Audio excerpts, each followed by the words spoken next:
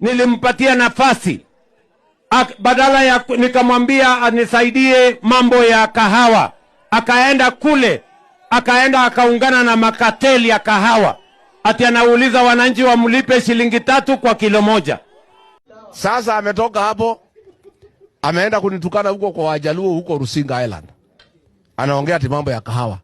Sasa Wajaluo na kahawa iko connection gani?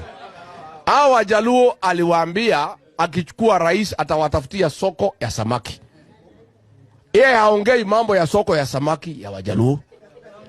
Hao Wajaluo wamefukuzwa Uganda pahali inaitwa Migigo Island, walikuwa wanatoa samaki. Hiyo maneno haongei. Anaenda kuongea mambo ya kahawa, kudanganya Wajaluo kwa sababu hawaelewi hii maneno ya kahawa inaenda namna gani. Si ndio? Sasa mimi nakwambia weka Songo, kama unataka kuongea mambo ya kahawa, kuja ongea Kirinyaga, kuja ongea Murang'a, kuja ongea Meru.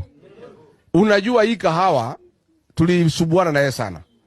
Mimi nikijaribu kurekebisha kahawa, nikiwa pahali naitwa Colombia nikitafuta soko ya kahawa.